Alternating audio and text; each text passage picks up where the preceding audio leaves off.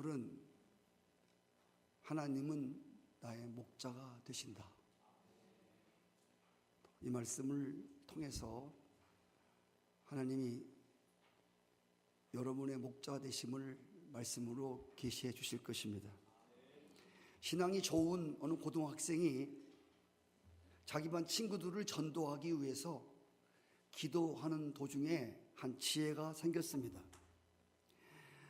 아침에 일찍 학교에 가서 교실 칠판에다가 이렇게 써놓았습니다.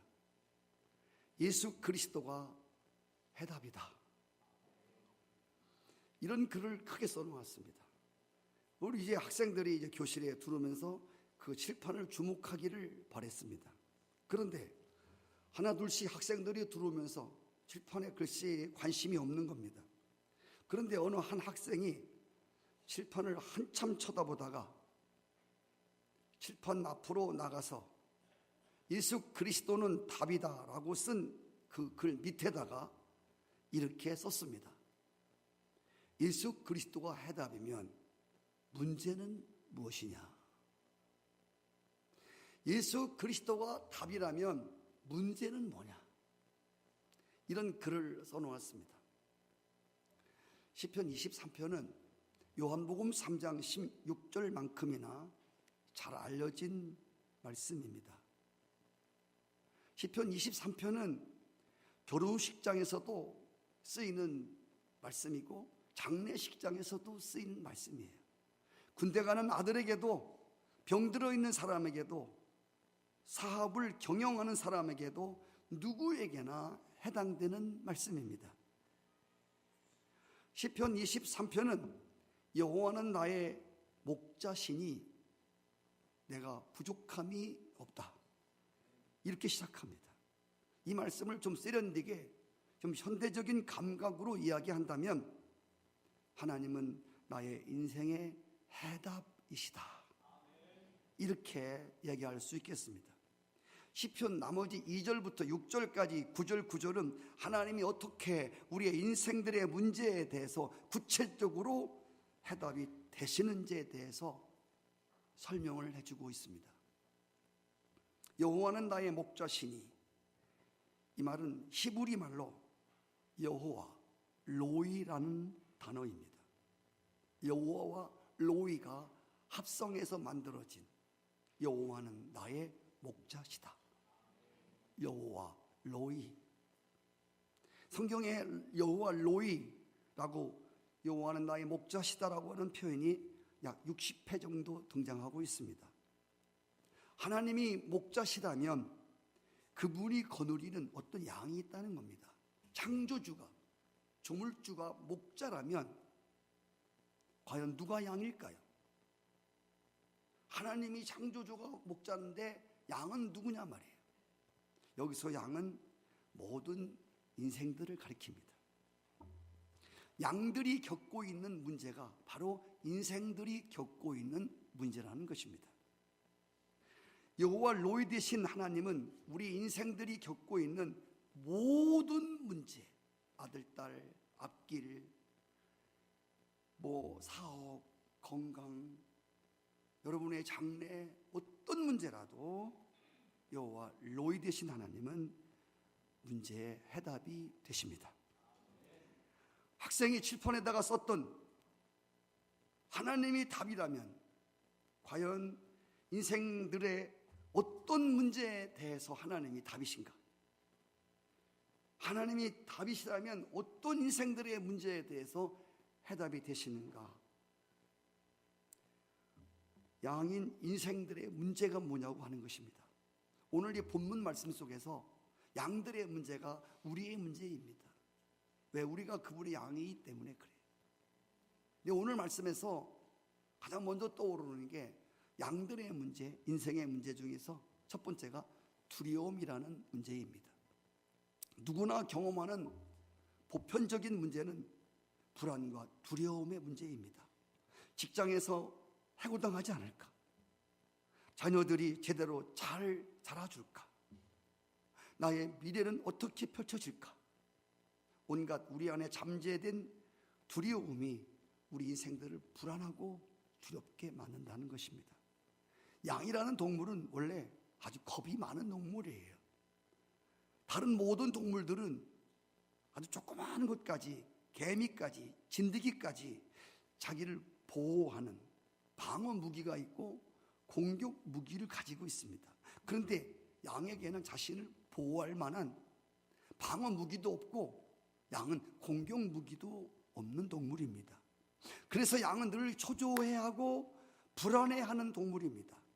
그런데 성경은 우리가 다 양 같다고 말씀합니다. 인생길에 어떤 불안과 두려움이 우리의 문제가 되나요? 오늘 말씀해 보니까 시편 23편에 사망의 음침한 골짜기로 지나가야 하는 것이 양들의 문제고 우리 인생들의 문제라는 것입니다.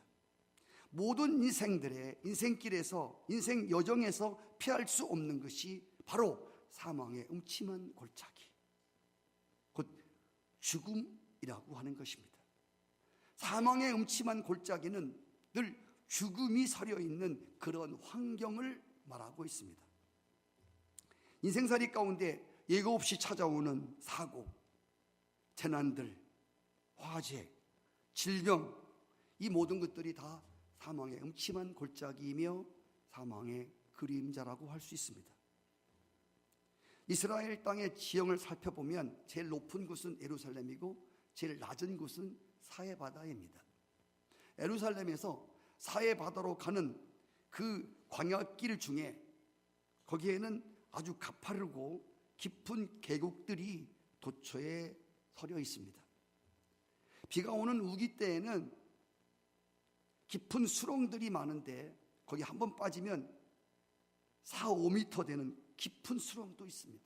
사람도 빠지면 나올 수 없는.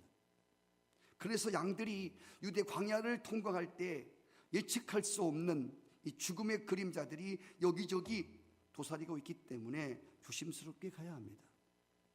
오늘 우리 인생길을 가는 중에 누구나 죽음의 그림자에 대한 두려움을 안고 삽니다. 이러한 두려움을 안고 사는 인생들을 위해서 새로 생긴 수집받은 신종사업이 있는데 그게 보험이라는 것입니다. 죽음의 두려움 때문에 사망보험이 생겼고, 건강을 잃을까 봐 건강보험이 생겼습니다. 병으로 죽을까 봐 또 병에 대한 보험이 생겼습니다. 자동차 사고가 언제 날지 몰라. 나는 잘 가는데 뒤에서 들이받을 수도 있어. 자동차 사고보험. 언제 어떻게 불나서 죽을지도 몰라. 화재보험. 언제 어떻게 집이 무너질지도 몰라. 그래서 주택보험, 많은 보험들이 수지를 맞고 있습니다. 그런데 오늘 4절 말씀에 보시면 사망의 음침한 골짜기를 지나갈 때라도 해를 두려워하지 않을 것은 주께서 나와 함께 하심이라고 말했습니다. 우리 인생길에 나를 두렵게 하는 사망의 그림자가 도처에 도사리고 있지만 여호와 로이 대신 하나님이 나의 목자가 되셔서 나와 함께 하시면 해를 받을까 두려워할 필요가 없다는 것입니다. 계속되는 말씀은 주의 지팡이와 막대기가 나를 안위하십니다. 여러분, 지팡이와 막대기 역할이 달라요. 지팡이는 양들이 잘못된 길로 가거나 수렁에 빠지게 되면 앞에 구부러진 것 같고 이렇게 양들을 건져 올리는 역할을 합니다. 이스라엘에 가면은 광야에 들개들이 많습니다. 꼭 늑대 같습니다. 굉장히 많아요. 떼를 지어 다닙니다. 이 짐승들이, 늑대 같은 들개가 약한 양들을 공격해 올 때 이들을 쫓아내는 도구가 바로 막대기입니다. 지팡이는 방어 무기라면 막대기는 공격하는 무기입니다. 이 두 가지 무기로 선한 목자 대신 여호와 로이 대신 목자가 양들을 안전히 지켜주기 때문에 두려워하지 않는다는 것입니다. 여호와 로이의 하나님은 우리 인생길에서 만나는 모든 두려움이라는 문제에서 완벽한 해답이 되십니다. 혹시 여러분들은 무슨 문제를 만나 마음에 불안하고 또 두려워하고 계십니까? 그 두려운 문제가 중요한 게 아니라 하나님이 과연 여러분의 진정한 목자가 되셨나고 하는 것입니다. 그분이 나의 진정한 목자시라면 우리는 두려워할 것이 없습니다. 두 번째 양들의 문제, 인생의 문제는 더러워지는 문제입니다. 인생에 있어서 더러움의 문제라고 하는 것은 도덕적, 윤리적 문제라고 할 수 있습니다. 우리가 양이라고 하는 동물을 생각할 때 아주 하얗고 그리고 깨끗한 동물이라고 하는 이미지를 가지고 있습니다. 근데 여러분, 실제 양 가까이 가보십시오. 더러운 게 양입니다. 하얀 양 없어요. 누리끼리. 우리 호주에서 온 우리 호주 양 많잖아요. 그렇죠? 어때 양이 하얘요? 안 하죠? 예. 누리끼리 하고요. 어떤 거냐? 아주 노랑내가 고약하게 납니다. 성경은 이렇게 말합니다. 우리는 다 양 같다고 말합니다. 사람은 그 사람에게서 풍기는 냄새가 있습니다. 그 중에 악취도 있습니다. 인간은 모두 쉽게 죄로 타락하기 쉽고 더럽혀지기 쉽기 때문에 심한 악취를 풍길 수도 있습니다. 유대 지역에 사는 양들은 특별히 여름철이 되면 더 더러워집니다. 파리와 벌레들이 활개치는 계절 때문에 양들이 피부 질환이 생기고요, 여러 가지 병들을 유발시키고 상처를 받게 되는 계절입니다. 이렇게 상처받고 더러워진 양들을 위해서 목자들은 언제나 약병 하나를, 이만한 약병 하나를 차고 다닙니다. 그 약병이 다른 것이 아니라 올리브 기름으로 만든 약인데, 양들이 상처가 나거나 양들이 더럽혀지고 있을 때에 그 기름을 발라서 문질러서 마사지를 해주면, 그 너무 심하게 상처난 양들은 아예 올리브통에다가 푹 집어넣다가 꺼내면 회복이 빨라진다고 합니다. 그래서 오늘 시편 23장 5절에 보면 여호와 로이 되신 하나님이 기름을 부어 바르신다고 했습니다. 우리의 육체의 상처는 어느 정도 기름으로 치유가 되겠지만 우리 영혼이 더럽혀지고 영혼이 상처를 입는다면 어떻게 해야 될까요? 하나님은 우리의 육체 이상 우리의 영혼에 대해서 지대한 관심이 있으십니다. 오늘 말씀에도 그분은 우리 영혼을 소생시킨다고 했습니다. 우리 한 가지 알아야 할 것은 죄라고 하는 죄처럼 우리 영혼을 더럽게 하고 죄처럼 우리의 영혼에 상처를 입히는 것이 또 없다는 것입니다. 그러므로 영혼의 회복은, 여러분, 영이 잘 돼야 범사가 잘 되고 강건한 은혜가 임합니다. 우리가 오늘 하나님께 나온 이유도 다른 회복이 아니라 우리의 영혼의 회복을 위해서 하나님께 나온 줄 믿습니다. 영혼의 회복은 다른 게 아니라 우리의 죄가 깨끗게 될 때만 비로소 우리 영혼이 회복이 된다는 사실입니다. 우리의 죄의 문제를 해결해 주시기 위해서 하나님이 세상에 자기 아들을 보내사 십자가에 피 흘려 죽도록 했습니다. 요한일서 1장 7절에 보시면 그 아들의 피가 우리를 모든 더러운 죄에서 깨끗게 하실 것이요, 우리를 더러움에서 깨끗게 한다고 했습니다. 우리의 모든 죄를 깨끗게 하는 예수의 피에 대해서 거룩한 피, 보배로운 피라고 말씀합니다. 제가 정말 좋아하는 찬송가가 예수는 우리를 깨끗게 하신 주시니, 예수는 우리를 깨끗게 하시는 주시니 그의 피 우리를 눈보다 더 희게 하셨네. 아멘. 예수는 우리를 깨끗게 하신, 눈보다 더 희게 하신. 예수님께서 십자가를 지시기 전에 이런 말씀을 하셨습니다. 나는 선한 목자다. 선한 목자는 양을 위해서 자기 목숨을 버린다 했습니다. 그분이 십자가에 흘리신 피는 죄로 인해서 더럽혀지고 상처 입은 우리 인생들을 깨끗게 하시고 우리를 치유하시는 유일한 해답입니다. 그분이 바로 여호와 로이 나의 하나님이십니다. 마지막 세 번째로 양들의 문제, 인생들의 문제는 방향 감각의 문제입니다. 양은 여러분 게으른 동물이 아닙니다. 양은 잘 움직이는 것도 좋아하고 양은 사실 부지런한 동물입니다. 그런데 양에게 한 가지 치명적 약점이 하나 있습니다. 양들은 방향 감각이 무딥니다. 양들을 눈을 보시면 양의 눈은 태화되어 있습니다. 그래서 양은 먼 데를 보지 못합니다. 가까이만 앞밖에 못 봅니다. 여러분 다 양입니다. 저도 양입니다. 근데 한 가지, 성도들과 목사가 다른 점 하나가 있습니다.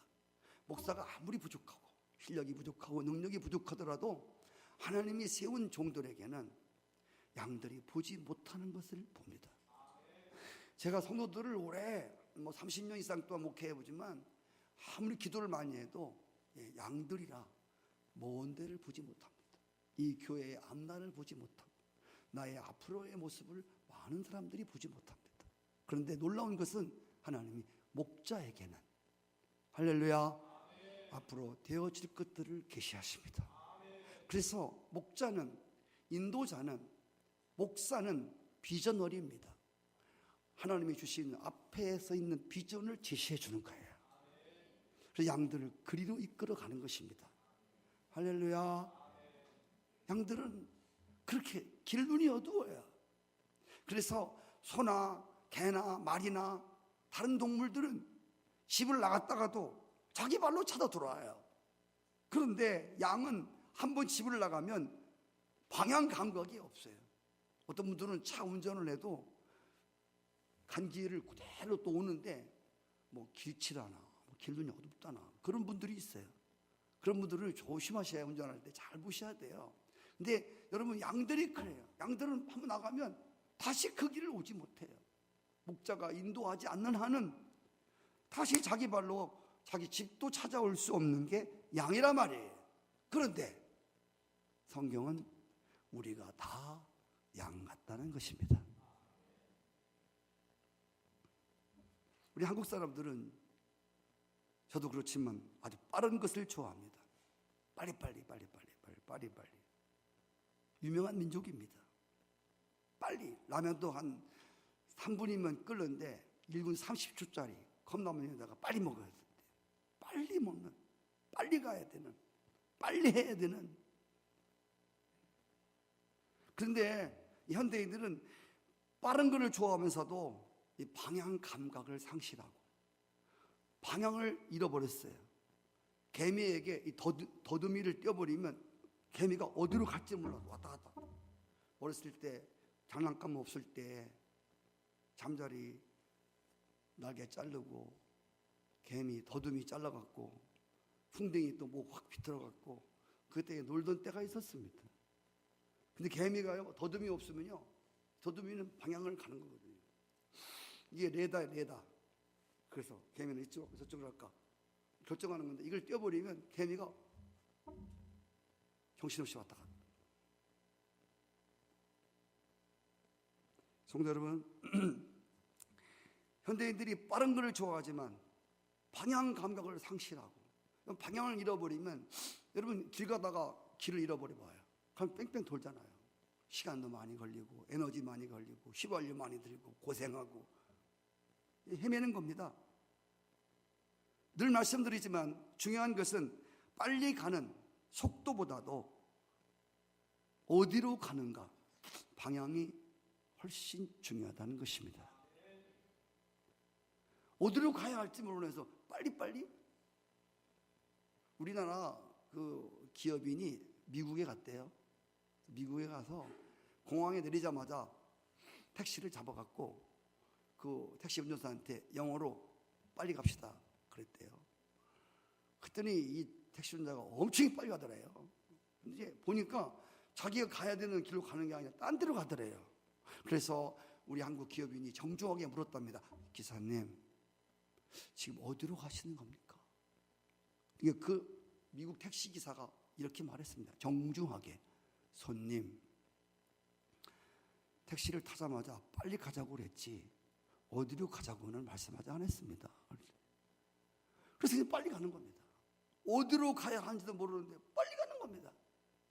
여러분, 이처럼 위험한 게 또 어딨냐 그 말입니다. 여러분은 지금 어디로 가고 계십니까? 잘 가고 계십니까?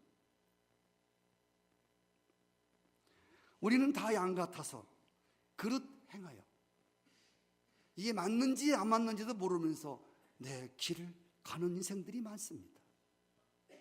이 길을 가면 어떤 결과가 주어질지 모르면서 그 길을 용감하게 가는 겁니다. 그러다가 돌아오지 못한 인생들이 무지하게 많습니다. 방황하고 헤매는 인생들에게 그의 완벽한 해답은, 양들이 방황하고 어디로 가야 할지 모르는 답은 목자입니다. 여호와는 나의 목자신 여호와 로이. 양의 문제는 인생들의 문제고 양의 방황은 인생들의 방황의 문제입니다. 방황의 문제는 방향 결정이 안 됐다는 말이에요. 어느 길로 가야 할지 방향이 결정이 안 된 인생들은 늘 방황하며 이리저리 헤매는 인생입니다. 이들의 해답은 바로 목자입니다. 목자는 친히 우리가 양들이 가야 할 방향과 길의 가이드가 되어서 인도해 주신다고 기록되어 있습니다. 아까 우리 찬양단들이 노래 불렀습니다. 오늘 성경에도 의의 길로 인도하시는 도다, 푸른 초장으로 인도하시는 도다. 할렐루야. 그분은 길이요 진리요 생명입니다. 어느 길로 가야 할지 모를 때 진정한 사는 길을 가르쳐 주시는 목자이십니다. 거짓과 진리를 양들은 분별하지 못합니다. 이때 목자는 나는 진리다. 할렐루야. 거짓과 진리에 대한 해답을 주시는 분이고, 사망의 음침한 골짜기, 죽이고 멸망시키는 사탄의 그림자가 이 충만한 이때에 예수 그리스도는 우리에게 생명을 주시되 풍성하게 주시는. 여러분, 우리가 시편 23편을 보면서 거기서 아주 눈에 들어오는 단어 하나가 있습니다. 그 단어가 그가라는 단어입니다. 그가 나를 푸른 초장에 뉘으시고, 그가 쉴 만한 물가로 인도하시고, 그가 내 영혼을 새롭게 하시고, 그가 자기 이름을 위해서 의의 길로 인도하시고, 그가 사망의 음침한 골짜기를 무사히 통과하게 하시고, 그가 우리를 영원한 집에 거하게 하신다. 특별히 우리가 여기 마지막에 그가 여기서 나오는 이 그가라고 하는 바로 이 그가는 바로 여호와 로이 되신 우리의 목자 되신 하나님이십니다. 그가 영원한 집으로 우리를 인도하신다고 하는 겁니다. 우리를 영원한 천국으로 인도하지 못한다면 그 어떤 길도 바른 길이 아니라는 것입니다. 여러분, 고대 로마의 그 대학 정문에 이런 간판 하나가 붙어 있었답니다. 그리고 그 다음에. 한번 따라해 주실까요? 그리고 그 다음에. 이 간판 하나가 붙어 있습니다. 이 간판의 유래는 이렇습니다. 어떤 공부를 하고 싶은 한 대학생이 돈이 없어서 자선사업가 하는 할머니를 찾아갔습니다. 할머님, 제가 너무 공부하고 싶습니다. 근데 돈이 없습니다. 학비를 좀 부탁합니다. 어려운 형편을 이야기할 때 그 할머니가 이렇게 물었습니다. 내가 자네에게 장학금을 대주면 뭘 하겠는가? 그 청년이 말했습니다. 예, 공부를 열심히 하겠습니다. 할머니가 묻습니다. 그리고 그 다음에는 무엇을 하겠는가? 그때 그가 말합니다. 예, 법률가가 되겠습니다. 할머니가 또 묻습니다. 그리고 그 다음에는 예, 억울한 사람을 변호하며 살겠습니다. 할머니가 또 질문합니다. 그리고 그 다음에는 사업해갖고요, 돈을 많이 벌어갖고요, 할머니처럼 어려운 가난한 사람을 많이 돕겠습니다. 하는 대답이 계속 이어집니다. 그리고 그 다음에는 글쎄요, 뭐 그때는 뭐 장가도 가고 뭐 가정을 이루어야 되겠지요. 그래 또 묻습니다. 그리고 그 다음에는 뭐 자녀도 낳고 뭐 자녀 잘 키워가지고 로마의 훌륭한 시민을 만들겠습니다. 할머니가 또 묻습니다. 그리고 그 다음에는요? 뭐 좋은 대학 하나를 세워서 인재 양성을 하고 싶습니다. 그리고 할머니가 계속 묻습니다. 그리고 그 다음에는 뭐 나이 뭐 늙겠지요. 그리고 그 다음에는요. 뭐 이제 뭐 죽겠지요. 뭐 또 묻습니다. 그리고 그 다음에는요. 예? 죽으면 끝 아닙니까? 그때 그 할머니가 그 청년에게 호통을 치면서 이렇게 말했습니다. 나는 내 인생의 마지막이 어디로 가는지도 모르는 사람에게 나는 10원 한 푼도 투자하고 싶은 마음이 없다. 가서 이 문제를 해결하고 와라. 죽은 이후의 문제? 내가 어디로 갈 것인가? 이 문제를 해결하고 오라는 겁니다. 그래서 이 청년이 어디 가면 이 문제를 해결할 수 있습니까? 찾아봐. 말씀해 주세요. 말씀해 주세요. 통사정하다가 신실한 크리스찬을 만나보게. 그래서 정말 예수를 잘 믿는 사람 하나를 만났습니다. 그리고 죽은 다음에, 그리고 그 다음에는 어떻게 되는 겁니까? 라고 물었습니다. 그때 그 신실한 크리스찬이 말해 주었습니다. 예, 우리 그리스도인들은 이 땅의 삶이 전부가 아니라 그 나라를 바라고 살지요. 예수를 믿고 구원을 받으면, 그래서 그에게 복음이 증거되고 그 청년이 할렐루야 예수를 믿게 되고 천국 백성이 되어 그가 성공한 다음에 대학교를 세우고 대학교 정문에다가, 그리고 그 다음에는 이라고 하는 간판을 붙였다는 이야기입니다. 성도 여러분, 이 땅을 살아가는 모든 인생들은요, 그리고 그 다음은요 라고 하는 질문에 대하여 분명한 답을 가지고 살아야 합니다. 어제 우리 결혼한 혜성군 승희양, 그래도 참 놈들은 그냥 후딱 떠나는데 예배 보고 가려고 왔어요. 네, 감사해요. 고맙습니다. 어제 결혼식 잘했죠? 호주 갈 거죠? 그렇죠? 네. 그리고 그 다음엔 가정을 잘 꾸리시겠죠? 네, 약속한 대로. 그렇죠? 네, 각방 쓰지 않고. 그렇죠? 네. 바가지 안 긁고. 그렇죠? 네, 잘 할 거예요. 그리고 그 다음에는요, 돈을 많이 벌어야 되겠죠? 네, 그래서 어머니도 또 아버지 장로님이시니까 할 일 많잖아요. 그러니까 팍팍 밀어드리겠죠? 네. 그 다음에는요, 애기도 낳아야 되겠죠? 네. 좋은 대학 보내야지 되겠죠? 네. 그리고 그 다음에는요.